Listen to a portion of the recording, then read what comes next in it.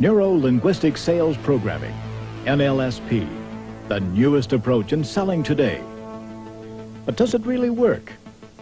This is Century Park East in Los Angeles, California. On the 15th floor is a small investment firm which is doing billions of dollars worth of business. Meet Joseph Patterson, chairman of the board for Patterson Capital Corporation. This year, his company is managing over $3 billion for major industries throughout the United States.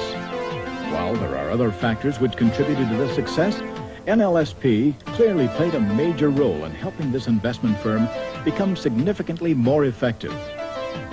And Toshiba Medical, headquartered in Tustin, California, made a dramatic move from 2% of the U.S. market to better than 5% of all X-rays, ultrasound, and CAT scanners sold in America, all during a 3-year period. NLSP was attributed as one of the significant contributing factors leading up to this remarkable move. Tom Olds, who sells wind turbines for Zond Incorporated, also discovered what NLSP can do. After adding these techniques to his selling, Tom's earnings went from $32,000 to $247,000. The following year, they reached $450,000. And this is Ed Michaels, the #1 salesman for one of the largest retail chains in America. After using NLSP, Ed's income went from $43,000 to $78,000. And today, Ed earns $180,000 in retail sales, in part because of NLSP. What then is neuro-linguistic sales programming? Why has it helped these people become so successful? What hidden advantage does it apparently give those who use it? That's what this film is all about.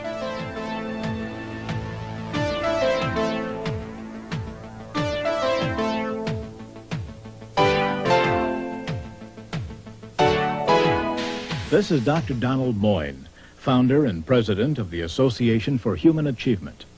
In an interview, he reveals many of the hidden techniques used by some of the most successful salespeople in the world. As both a psychologist and a sales consultant, I've spent the last 13 years of my life studying some of the most successful salespeople in the world. I've discovered what they do that other salespeople don't do. And out of this, we've developed neuro-linguistic sales programming. A fundamental part of this system is what we call the science of building trust and rapport.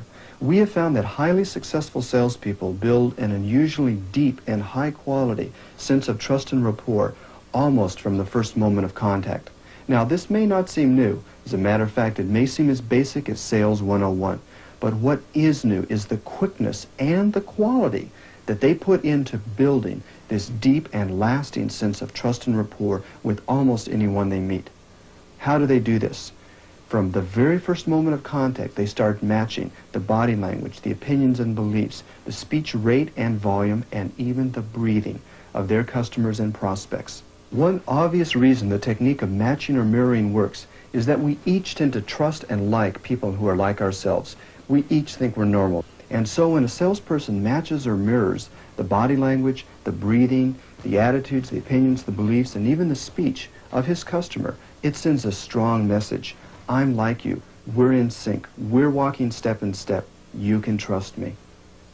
Basically then, there are 6 techniques that superior sellers use to create this bond with their customers. And I think that by taking a closer look at each of these techniques, you'll see many ways that you can use them every day to create your own hidden advantage in selling.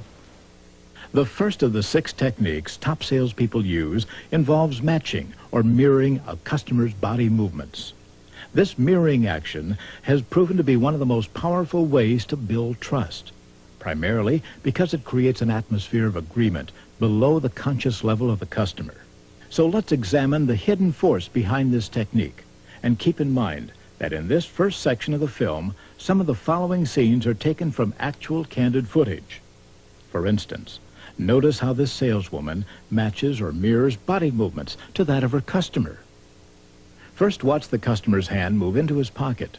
Now see how the saleswoman's hand moves into her pocket. A seemingly simple move, instinctively done, that builds a bond between them, below the conscious level. Here the customer gestures, and then so does she. And little by little, she gains his trust by making him feel comfortable, by creating an atmosphere of agreement that subtly says, we're alike. Now notice how in this case, the salesman on the left is careful not to mock or mimic the exact movements of the customer. Instead, he closely matches what the customer is doing.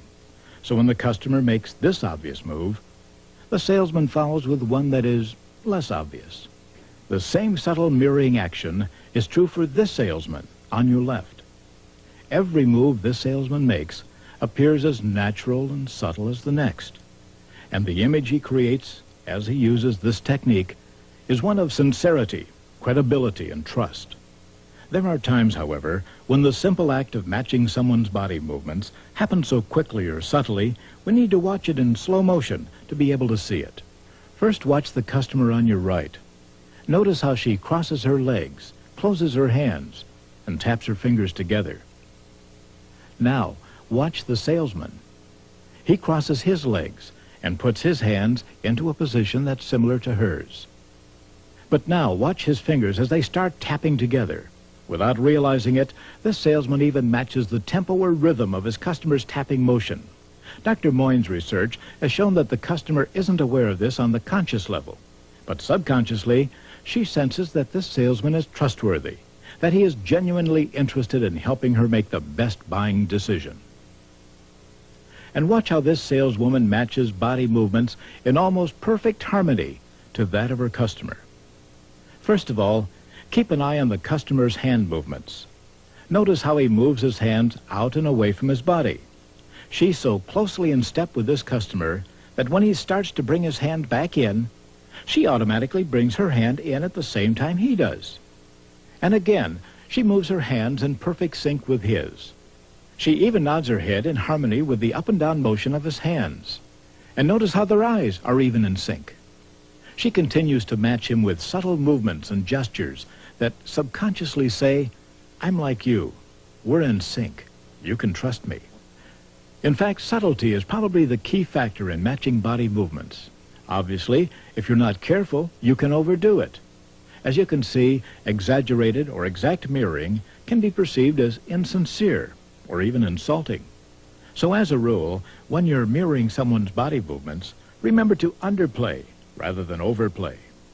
If you want to see how your customer feels about you and what you're saying, try this. After you match body movements for a period of time and feel you have established rapport, try switching your position to one different from your customer's. Then watch the reaction that follows. If the customer starts to mirror your movements, then you know they are probably receptive to what you have to say and wish to maintain the relationship. We all want our customers to trust us and feel that we really do understand and care. Matching body movements is one way you can do this. It's a technique that can help you create a sense of oneness with your customers by showing you're like them, and that's a deep need we all have. A second way in which top salespeople use NLSP is by matching or mirroring their customer's voice. Dr. Moyne's research shows that in this technique, the salesperson will listen to the tone of voice, volume, rhythm, and speech rate of the customer. Then, in order to become more like the customer, the salesperson will change his or her overall speech to match that of the customer's. This top-flight real estate agent provides an excellent example of how this technique works. Normally, she talks quickly and loudly. Please, could you go by Armstrong, check on some of their things on their survey maps? We're going to have to go over all of that stuff. Okay. Thanks a lot. See you later. Bye. But with this soft, slow-speaking businessman, she turns down her volume and slows her speech to match his. Well, yes, it's a good-looking building. I'm not so sure this building doesn't have some possibilities. Yes, it does have some possibilities. The underwriter is an excellent firm. They have a pretty good record for quality construction. Again, notice how she matches his voice, even his laughter. You know, there's something else that we're looking at here, and that's investment and expansion, say 5 to 10 years down the road. So that makes its location very important. Well, there's no doubt the city is growing this way. I can get those figures for you if you'd like. And notice how this saleswoman even mirrors the subtle changes in her customer's speech. For example, when his speech rate and volume increases, she matches it. You know, you've got plenty of lighting in this area, but now what about the rest of the building? Employees don't like to sit in a dungeon. No, you're right. And you know they had something like that in mind when they designed this building. Look, it has the maximum amount of windows. Another way of mirroring voice is to match the pattern or rhythm of the customer's speech. Again, this is a method top salespeople use to connect with their customer, to establish rapport. Take, for example, this equipment salesman. He usually speaks in very complete sentences. It's been awfully hot lately, hasn't it? Imagine you'll be glad when that cold front moves in and cools things off. Hard to believe that winter's going to be here soon. Snow will be blowing and drifting as high as that mound over there. You're sure right about that. All right. Excuse me, will you? Sure. But notice how his customer generally speaks in short, quick phrases. Yeah, it's a scorcher, and yeah, we're running behind. Now listen as this salesman shortens his statements in order to more closely match the abrupt pattern or rhythm of his customer's speech. Notice you got 2 small loaders loading one truck. Yeah, completion date's getting close. Yeah, well, might take a look at those new 98s. Just came out. I think we're doing all right. Well, you might be surprised. See, 98 operates with one operator loading one truck. Uh-huh. Yeah, could cut back on time and overhead. Oh? Every one of us wants to feel a sense of belonging, of connecting. And matching or mirroring your customer's voice is yet another way of establishing a more solid connection with your customers, no matter what kind of selling you do. So the next time you begin a sales call, try keeping this in mind. At first, listen closely to the tone of voice, volume, rhythm, and speech rate of your customer. If you notice their speech is soft and slow, or loud and abrupt, then in order to become like them, adjust your overall speech to match your customers. Selling in terms of these first 2 techniques, matching body language and voice, can be extremely powerful, not just in building trust and rapport very quickly, but also in minimizing and dissolving differences between the salesperson and the customer. But there's a third technique, matching moods and emotions. Every customer, every prospect that a salesperson has is in a mood or an emotional state. And the more skillfully the salesperson can match that mood or that emotion, the more quickly he can build trust, build rapport, dissolve resistance, minimize the differences between the customer and the salesperson, and more successfully and quickly complete that sale. So the third way Dr. Boyne found top producers building trust and rapport is by matching their customer's mood. For instance, if your customer is businesslike, as this one on your right is, then to become like him, match his mood and become businesslike. Or if they're in a more social mood, like this customer on the left, then you share small talk. And if your customer is angry, then match that mood too. An average salesperson, like this one on your left, usually fails to match mood. He thinks a soothing tone of voice will calm down this angry customer. You know, as far as I'm concerned, you can cancel that order if you can't keep your machines running right. Sir, I'm really sorry you feel that way. I really am. We'll do everything we can to help. Okay? But a top producer naturally raises his level of emotion to more closely match his customer's mood by matching his tone of voice, volume, and speech rate in a way that says, I understand you, and I'm just as concerned as you are. All right, now what are you going to do about these breakdowns? You know, nobody gets paid if this place shuts down. You're absolutely right. You can't afford breakdowns like this. It's important for the salesperson to be as strong in his feelings as the customer. This shows he really does care to the same level of emotion or mood. The salesperson is not hostile, but shows he's deeply concerned about the well-being of his customer. Do you realize what all this downtime's costing me? Not to mention the fine I'll be paying if the work isn't finished on time. I understand. It must be costing you a fortune. And we just can't put up with it anymore. Look, until we identify what's causing these breakdowns, I'm seeing to it personally that your situation is given top priority. And to build a more solid connection, this salesman continues to match the customer's mood. You know, I let you design this package because I thought you knew what you were doing. I'm beginning to think I was wrong. You know, you have every reason to feel this way. We really haven't solved the overload and vibration problems. But, you know, I think I have a way that we can start solving this problem right now. Well, what do you got in mind? When the salesperson senses the customer is starting to calm down, he can lead him to a less hostile frame of mind. Now, I'd have to check it out. But what if we can get our service manager or one of our top factory people out here first thing in the morning? Well?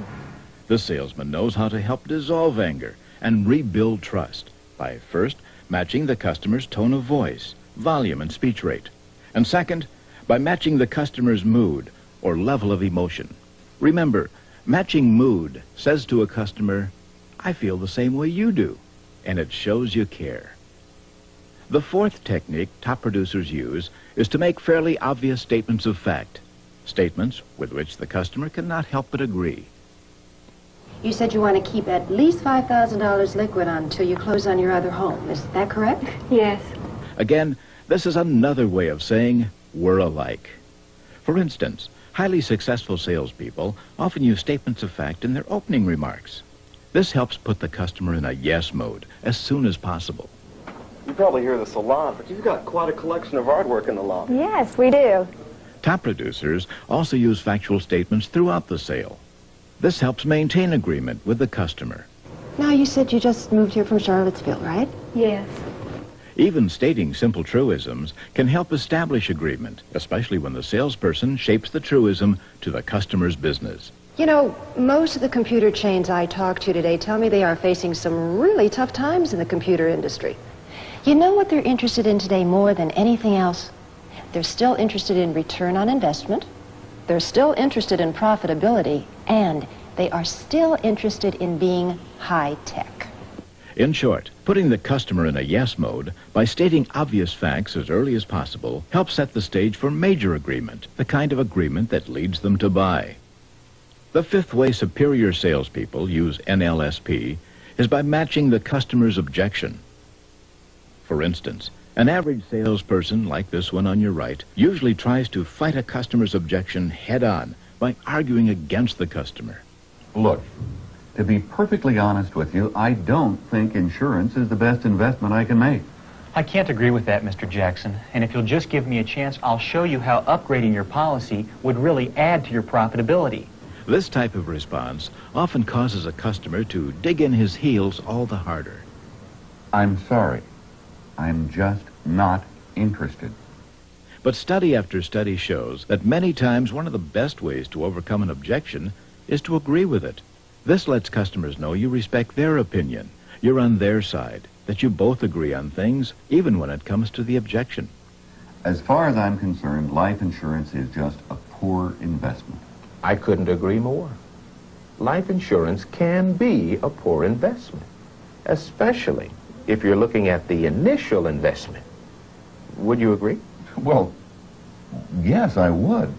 This statement of agreement disarms the objection and helps regain rapport. It says, we see things the same way, and now the salesperson can work redirecting the objection. Again, life insurance may not be a good investment, but it does have uses you may not be aware of. For example, you indicated earlier saving money is becoming more important to you. And insurance does act much like a savings account with additional benefits. Not only do you save money, but this particular policy will pay you prime interest rate plus. And another thing to consider is that your money can continue to earn on a tax-deferred basis. And if the salesperson encounters resistance again, he or she will often repeat the objection, agreeing with it, and then redirect the customer to a more positive point of view. Sure, I can see what you're trying to get at. But I still feel that insurance just isn't the best way to invest. Again, I agree with you. There are investments that may be better. But I think you'll find with this insurance investment, you'll have profitability to the level you say you want.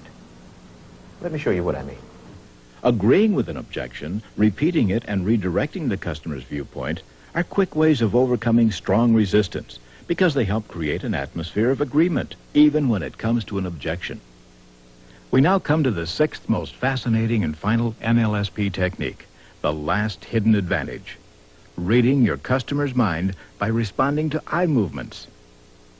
While reading someone's mind sounds like something a magician or fortune teller might do, it's actually very scientific and logical. Here's how it works. Our brain operates much like this videotape recorder.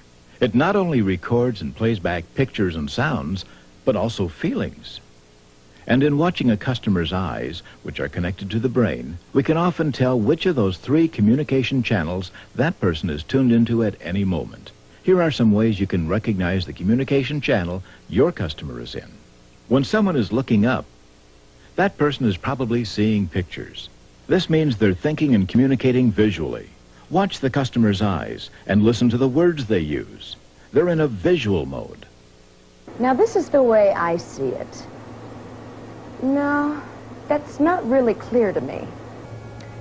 Oh, I don't know. That's pretty hard to picture. So people whose eyes move upward likely are thinking in pictures. Next, if you see your customer's eyes move back and forth, or down to this side, he's tuned into his audio mode and is probably hearing the words playing in his head. This type of customer might also use words that suggest talking and listening situations. For example, well, okay, can you tell me about it? Well, sounds okay to me. Okay, I hear you. So eyes moving back and forth, or down to this side, tell you your customer is listening to the words playing back in his head. And the final position that a person's eyes often move is down to this side. When someone's eyes move down here, they are likely feeling something. They might say something like, I just don't feel comfortable making a purchase that big right now. I'm afraid it just won't cool my room. I've got a hunch this just might be the right way to go. So, when eyes move down to this side, that person is likely thinking in terms of their feelings. So there are 3 channels or modes in which people think and communicate: pictures, sounds, and feelings. But what good is this information to you? Let's look at some of the ways that you can use these eye observations in your selling. First, you must determine whether your customer at that moment is primarily in the visual, sound, or feeling state by careful observation. Okay, I'd like to take a look at that. Yeah, I see what you mean. Then, if you've determined your customer is visual, begin using visual words. So, can you see how this might clearly bring a better return in your investment? Yeah, I can see where it might be better. Now, from what you've just seen, does it look like you might be able to use this particular software? Well, I don't know. Why don't we take another look at it? Okay. With visual customers, you can also stress the visual benefits of the product. Some employees like the look of this anti-glare screen. As you can see, it gives off less glare, which makes it a lot easier on the eyes, especially if you're working with it for long periods of time. Mm-hmm. And, of course, the green CRT screens are the most popular.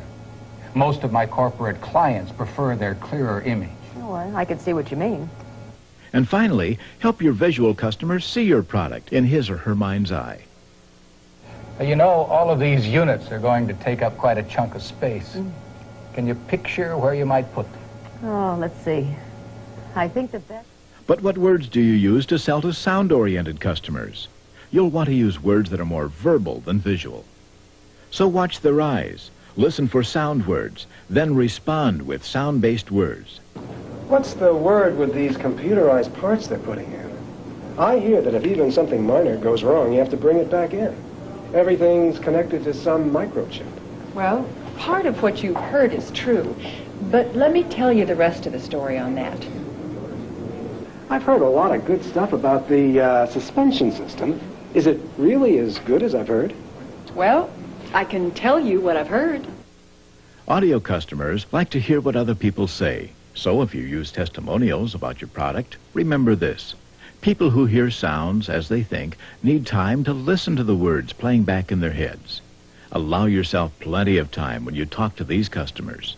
You said you knew Jack Ames. Yes, I do. Then you probably heard. He bought a car a lot like the one you're looking at. No, I didn't know. I haven't heard from Jack in a while. Well, he came in about a month ago. He said he hadn't had any problems with the car at all. He was very pleased with it. Huh. He talked about a trip he took with his family. Another way to reach these customers is to get them to listen to the way your product sounds. That is, if you have a product that can appeal to this part of their senses. You said you'd heard somewhere how quiet these cars are. Yes. Then you'll appreciate this. Listen to the way these doors latch. You can barely hear them. Go ahead and start it up and hear how quiet the engine is. Nice, huh? Remember, customers tend to listen more closely and understand you better when you talk to them on the communication channel they use the most: sound, pictures, or feelings. Finally, let's see how you can communicate with customers who are in a feeling state. Again, watch their eyes and listen to the words they use. You know, I've had it with the air conditioner we have now. It only half cools the room. The thing's always sweaty. The darn filter's usually gummed up. Once you've determined your customer is in a feeling state, match their emotions by talking to them in feeling terms. Use words and examples that are based in emotions. Is that it? Yes. And as long as you maintain it, it'll be that easy to take care of. Those older units like the one you have now can be really frustrating, can't they? You're right there. You can also communicate feelings by telling stories that deal with emotions. For example, that reminds me of a couple who bought a unit just like this one. When they came in, they were really fed up with their old unit. He was tired of coming home to a blast furnace, and neither one of them felt like cooking when they got home. I think they just sat around all night and sweat. Well, even using analogies that deal with emotion can appeal to these types of customers. Let me ask you this. Have you ever bought a brand new car? Well, sure. Okay, when you got that car, it was covered by a warranty in case anything broke, right? Right. But let me ask you, did that warranty cover things like spark plugs, parts you'd need for a tune-up, say front end alignment? No. No. But if those things had been covered by a service warranty, that would have made you feel a lot more secure, wouldn't it? Well, I suppose. And with air conditioners, you indicated how frustrated you are with your old unit. Well, a service agreement might alleviate some of that tension. You see, our service people come out automatically, and you don't have to be the one to worry if the filter plugs up. Of course, some people switch from one channel to another. 1 minute they're thinking in sounds, then pictures, then back to feelings. You know, I can see how that might help. But darn it, it just irritates me when I have to pay extra on something that's brand new. Obviously, you can't expect to catch every eye movement and match every channel. But by using this technique whenever you can, you'll be responding with one of the fastest and best ways known to build trust and rapport with the customer. So there are 6 steps the superior salespeople use. 6 hidden advantages you can use. Matching or mirroring body movements. Matching tone of voice, volume, speech rate, and patterns or rhythm. Matching mood, especially when handling difficult or hostile customers. Matching with statements of fact and truisms that can bring you and your customer together more quickly. Matching objections by agreeing with the customer to disarm resistance and redirect his point of view. And matching a customer's communication channel by responding to eye movements. Eyes up, customers are thinking in pictures. Eyes moving back and forth or down to this side, they're thinking in sounds. And eyes down to this side, your customers are feeling something. And while matching or mirroring is not the whole answer to becoming a top producer, and it's not the whole of NLSP, we have found that it is the single most important element in achieving high-level sales success. By matching or mirroring the customer, the salesperson shows, I care about you. Now, at first when the salesperson uses these techniques, he or she may feel a little bit self-conscious. That's okay. After just a little bit of practice, salespeople find they use these techniques so easily and with so much comfort that it becomes completely instinctive, just the way it is for sales superstars. And as NLSP worked for Tom Olds, who saw his sales increase 1,300%, and for Ed Michaels, whose retail sales rose 314%, or for Toshiba Medical, who gained a significant share of the market, or even as it helped Patterson Capital Corporation generate billions of dollars worth of business, the NLSP system can work for you by giving you that hidden advantage, the hidden advantage you can get from neuro-linguistic sales programming, the newest approach in selling today.